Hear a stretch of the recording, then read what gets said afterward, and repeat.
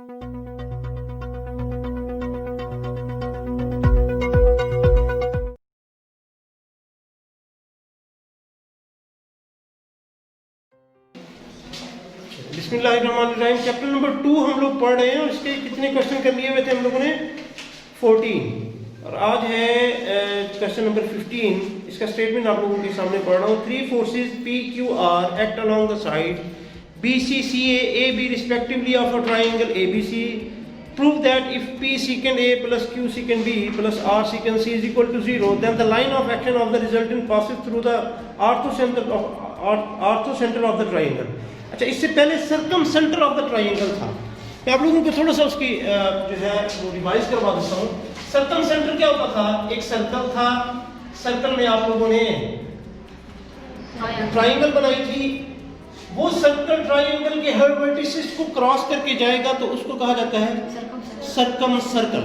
और उसके पॉइंट को, जो उसका मिड पॉइंट है, सर्कम सेंटर, ये हम लोगों ने ऑलरेडी पढ़ लिया हुआ था। इस तरह का सीन है, आप लोगों ने ऑलरेडी लास्ट लेक्चर में पढ़ लिया हुआ था। अब बात है ऑर्थो सेंटर की। ऑर्थो सेंटर सेम क्या चीज है? हम लोग पढ़ेंगे क्वेश्चन नंबर 15। सबसे पहले थोड़ा सा आप लोगों को ऑर्थो सेंटर के बारे में बताता हूँ कि क्या चीज होता है। अगर आप लोगों के पास एक ट्राइंगल है, लेट्स सपोज A, B और C, ये आप लोगों के पास अगर ट्राइंगल है, हर वर्टेक्स से एक लाइन गुजरे और जो आगे जाकर के मिड पॉइंट पे टकराए। ये कंडीशन है कि आगे जाकर के किस पे टकराए? मिड पॉइंट पे टकराए। और इसी तरह इस वर्टेक्स से गुजरेगी, ये मिड पॉइंट से टकराएगी, और इस वर्टेक्स से गुजरेगी, ये मिड पॉइंट से टकराएगी। अब ये लेट्स सपोज ये D है, ये E है और ये F है, कि इसके मिड पॉइंट होंगे। पर्टिकुलरली ये कंडीशन है। अगर ये मिड पॉइंट है तो इन तीनों लाइंस का जो एक पॉइंट है जिस पे आकर के मिलेंगे, लेट्स सपोज वो O है, उस O को हम क्या कहेंगे? Ortho centre. इससे आगे वाली क्वेश्चन है सेंट्राइड की। इससे आगे वाली चीज है सेंट्राइड। उसमें दो कंडीशन इसमें आ जाती है, मैं यहाँ बता देता हूँ क्योंकि वो सेम ही है, आप आसानी से कर सकते हैं। सेंट्राइड में भी बेटा ये वर्टेक्स आगे से गुजरेगी और ये मिड पॉइंट पे टकराएगी, ये भी मिड पॉइंट पे टकराएगी और ये भी। लेकिन सेंट्राइड में एक कंडीशन ये है कि उसको 2:1 में डिवाइड करेगी। ये दूसरी कंडीशन ऐड हो जाती है सेंट्राइड की। ऑर्थो सेंटर और सेंट्राइड में फर्क बता रहा हूँ आप लोगों को कि वो उसको 2:1 में डिवाइड करे। ये पॉइंट इस लाइन को 2:1 पे डिवाइड करे तो ये पॉइंट तो ये क्या कहेगा? सेंट्राइड कहलाएगा। ये पॉइंट क्या कहलाएगा? अगर ये 2:1 में नहीं करे, किसी भी रेशियो में कर सके, तो इस पॉइंट को क्या कहेंगे? ऑर्थो सेंटर कहेंगे। ठीक है बेटा, ऑर्थो सेंटर कहेंगे। लेट्स सपोज एक और चीज यहाँ क्लियर करते हैं। ये पॉइंट है, ये वर्टेक्स से गुजरी, आगे किसी को पॉइंट पे टकरा है। अब वो मिड पॉइंट भी नहीं है, रेशियो भी नहीं है, तो इस लाइन को क्या कहा जाएगा? अल्टीट्यूड। इस लाइन को क्या कहा जाएगा? ये इनमें फर्क होता है। ठीक है, तीनों में आप जो है वो आप लोगों का। चलिए इसी से आप लोगों को हम लोग ने लेट किया, इसका मैं आप लोगों को सॉल्यूशन बता दूंगा। लेट कर ले ABCB आर ट्राइंगल, और आप लोगों के पास जो फोर्सेस है वो अलोंग BC एक्ट कर रही है। देखें, P अलोंग BC एक्ट कर रही है जी sir, Q along C act कर रही है और R अलोंग AB एक्ट कर रही है।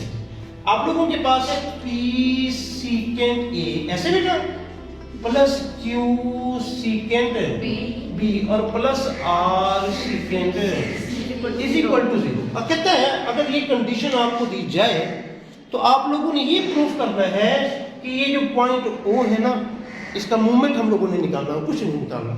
ये पॉइंट जो O है ये आप लोगों का ऑर्थो सेंटर है और रिजल्टेंट का मूवमेंट यहाँ से गुजर रहा है। रिजल्टेंट का मूवमेंट यहाँ से गुजरने का मतलब क्या है? मूवमेंट में दो चीजें होती हैं। क्या क्या बेटा? एक फोर्स और उसका डिस्टेंस। तो दो कंडीशन की वजह से वो जीरो हो सकता है, या तो वो डिस्टेंस जीरो हो जाए या वो फोर्स जीरो हो जाए, ऐसा ना बेटा? तो वो अगर वो उससे जीरो हो जाएगा तो इसका मतलब क्या होगा? देखिए इस पॉइंट से हम लोगों ने लेना है, अबाउट O से हम लोगों ने मूवमेंट लेना है। तो अगर इससे रिजल्ट ही इसका जीरो आ जाए, मूवमेंट जीरो आ जाए, तो हम क्या कहेंगे कि वो इस पॉइंट से गुजर रही है। मैं और क्लियर करता हूँ आप लोगों को दो चीजें। लेट्स सपोज आप लोगों के पास ये एक ट्राइंगल है, ठीक है बेटा? ये एक फोर्स है P, ये एक फोर्स है Q और ये एक फोर्स है R। मैं कहूँ कि अगर आप से इसका मूवमेंट लें तो हम क्या करते थे, P भी O से गुजर रही है, Q भी O से गुजर रही है, लेकिन ये नहीं गुजर रही तो इसका डिस्टेंस ले लेते थे विच इज D। ऐसे ना बेटा? तो अगर हम ये कहें कि P का जो मोमेंट है वो 0 है तो ऑब्वियसली एक जहन में बात आएगी कि P O से गुजर रही है। अगर Q का मोमेंट 0 है तो ऑब्वियसली एक बात आएगी कि Q क्या किससे O से गुजर रही है। लेट्स सपोज इन तीनों के रिजल्टेंट का मोमेंट 0 है तो क्या आएगा जहन में कि वो जो रिजल्टेंट है वो बेसिकली इस O से गुजर रहा है। बात क्लियर हुई आप लोगों को? हमने इस कंडीशन में ये चीज साबित करनी है। अच्छा, उसके लिए हमें डिस्टेंस चाहिए बेटा। देखिए अबाउट O लेना है, मैं आगे चलूंगा। अब ये OD हमें डिस्टेंस चाहिए किसके लिए बेटा? P के लिए। हमें OE डिस्टेंस चाहिए किसके लिए? और हमें OF डिस्टेंस चाहिए किसके लिए? अब इसको थोड़ा सा हम लोग लेकर के चलते हैं। देखें, ये अगर A है तो यहां से लेकर के यहां तक इसकी साइड क्या कहलाएगी? अगर ये B है तो ये B कहलाएगी। अगर ये C है तो ये साइड आप लोगों की C कहलाएगी। ये आप लोगों ने पढ़ा। ये पूरा का पूरा एंगल हम लोग इसको A कर देते हैं। ये पूरा का पूरा आप लोगों के पास B आ जाता है और ये पूरा का पूरा आप लोगों के पास, क्योंकि ये अल्टीट्यूड है, सॉरी वर्टिस आगे से जाकर के टकरा रहा है मिड पॉइंट पे, तो ये एंगल कितना बनेगा? 90। ये 90 और ये।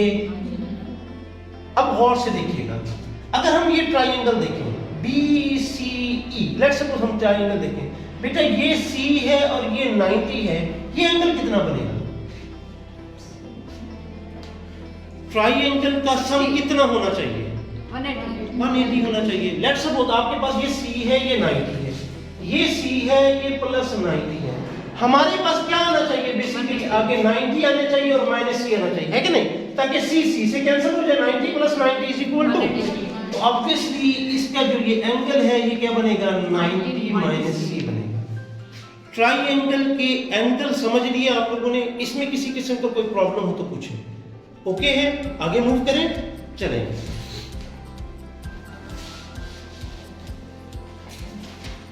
अच्छा, अब ये ट्राइंगल देखिएगा, हम लोग बेसिकली कर क्या रहे हैं? क्या क्या निकालना है? OD निकालना है, OE निकालना है, OF निकालना है, क्योंकि हर फोर्स का डिस्टेंस हम लोगों ने लेना है उस पॉइंट से जहां से हम मूवमेंट लेना चाह रहे हैं। तो मैं सबसे पहले वो काम कर रहा हूं ताकि डिस्टेंस आप लोगों का निकल आए।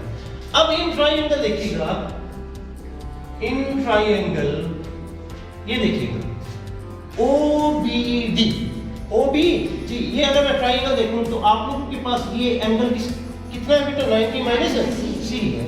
इन ट्राइंगल OBD, तो अगर आप लोगों के पास OD, हमें OD चाहिए ना बेटा, OD डिवाइडेड बाय BD क्या है? परपेंडिकुलर ओवर बेस किसके इक्वल होगा?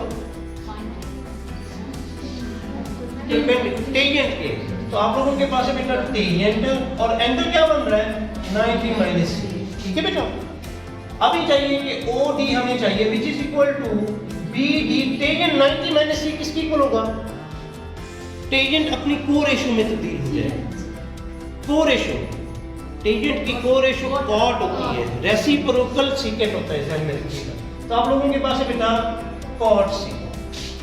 ये पॉइंट समझ आए? ये रेसिप्रोकल कैसे चेंज हो जाएगा, ये मैंने कई मर्तबा आप लोगों को बताने की कोशिश की है। अब हमारे पास है OD BD कॉट C। अब चाहिए BD, हमें चाहिए ये वाला। अगर आप ट्राइंगल देखें, इन ट्राइंगल ABD, अब गौर से देखिएगा, अब मैंने ABD लिया है तो इसका मतलब है मुझे ये पूरा एंगल लेना पड़ेगा। इस पूरे एंगल का नाम क्या है बेटा? बीटा है, ये वाला नहीं है। ठीक है बेटा?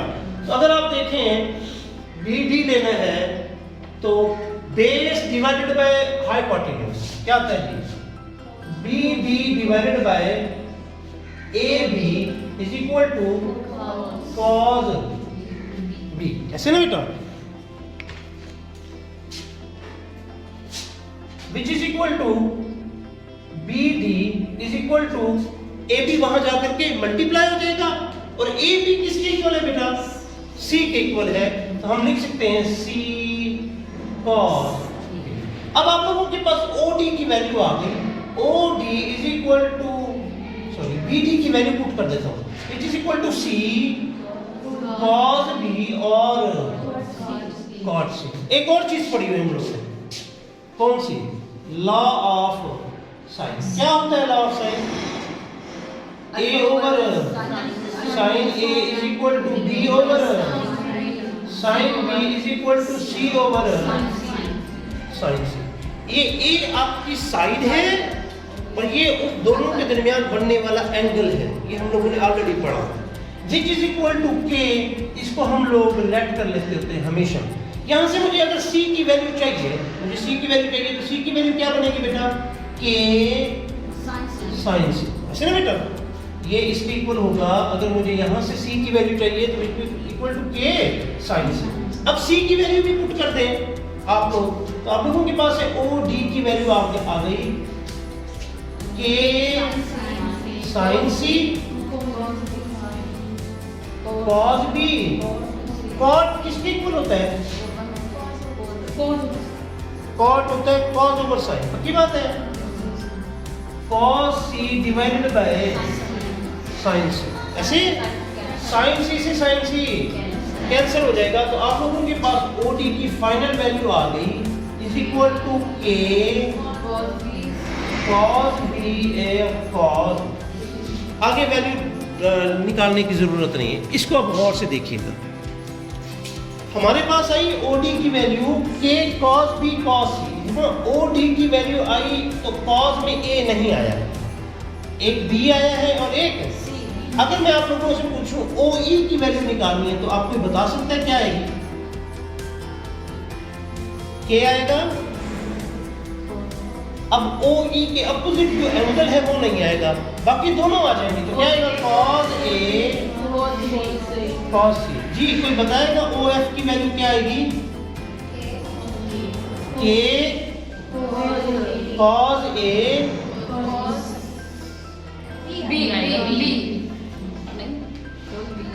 cos। यहां तक किसी को कोई मसला? हम लोगों ने जस्ट डिस्टेंस लिया उस पॉइंट से जिससे अभी हम लोगों ने मूवमेंट लेना है, समझ आ गई? कोई मसला तो नहीं है? चलें, अब इसको फर्दर हम लोग आगे की तरफ लेकर के चलते हैं सॉल्यूशन के लिए। अभी तक तो रफ अमल किया हुआ था। लेट्स कर लें R तो है पड़ा हमारे पास, R prime be the resultant of P Q and R। हम लोगों ने एक थ्योरम पढ़ा हुआ था, वो क्या था कि movement of all forces must be equal to the movement of their resultant पढ़ा था। उस थ्योरम का नाम क्या था, कोई बता सकता है?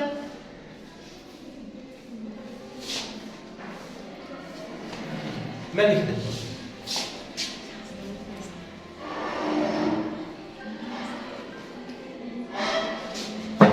बाय विरेनियस थ्योरम हम लोगों ने क्या पढ़ा हुआ था कि movement about O of R prime is equal to movement about O of P plus movement about O of Q और plus movement about O of, ऐसे ना बेटा?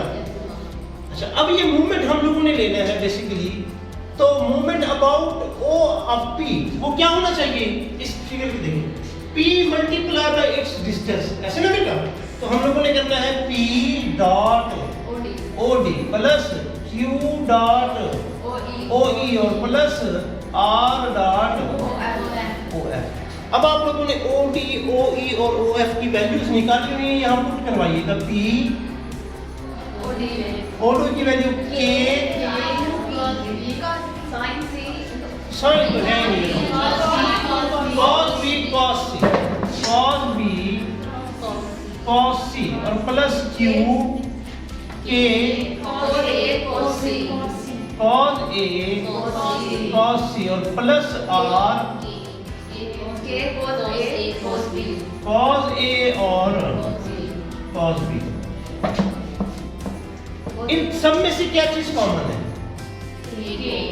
अगर मैं k कॉमन लूँ और cos a कॉमन लूँ, cos b कॉमन लूँ और cos c कॉमन लूँ, तो मेरे पास क्या बचता है? p बेटा जो चीज इसमें नहीं है, जब कॉमन लिख जाती है वो डिवाइड हो जाता है, तो आप लोगों के पास बचेगा p 1/cos किसके इक्वल है? तो मैं लिख सकता हूँ p secant a और प्लस q secant और प्लस r secant।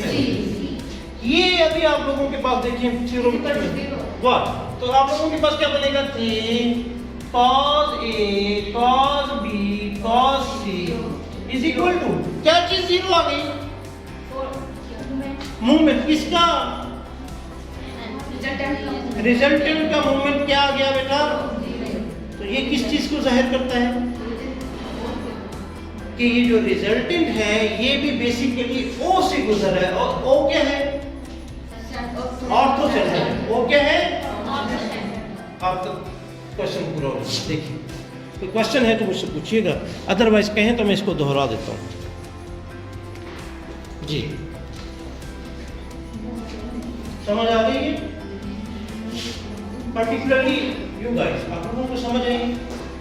एक मरतबा दोहराता हूँ आपको। क्वेश्चन था कि अगर एक ट्रायंगल के ऊपर तीन forces P, Q, R act कर रही हैं, और कैसे एक्ट कर रही हैं कि P एक्ट कर रही है अलोंग BC, Q एक्ट कर रही है अलोंग CA और R एक्ट कर रही है अलोंग AB। अगर ये ऐसे एक्ट कर रही हैं तो आपने साबित करना है इन तीनों का रिजल्टेंट का जो मूवमेंट है वो जीरो है, या इन तीनों के रिजल्टेंट का जो मूवमेंट है वो ऑर्थो सेंटर से गुजर है, वो ऑर्थो सेंटर से गुजरेगी आपको। और उसमें साथ में कंडीशन ये दे दी P secant A plus Q secant B plus R secant C is equal to 0। ये कंडीशन आप यूज कर सकते हैं। क्वेश्चन यहीं से शुरू होता है, यहीं खत्म हो जाता है, बाकी एक्स्ट्रा वर्क है। हम लोगों ने कहा let R prime be the resultant of P, Q and R। By ब्रेगनेंस थ्योरम हम जानते हैं कि R जो R prime resultant of all forces है उसका मूवमेंट किसके इक्वल होता है? मूवमेंट ऑफ सेपरेट फोर्सेस के। तो मूवमेंट क्या होता है? वो force multiply by its distance, वो force multiply by its distance. तो P डॉट OD, अब हमें OD चाहिए था बेसिकली। तो ये सारी गेम जो हम लोगों ने खेली ये बेसिकली OD से निकालने के लिए खेली। थोड़ा सा जूम कर देता हूँ आप लोगों के लिए, यहाँ से आप लोगों को समझ आ जाएगी। OD जो है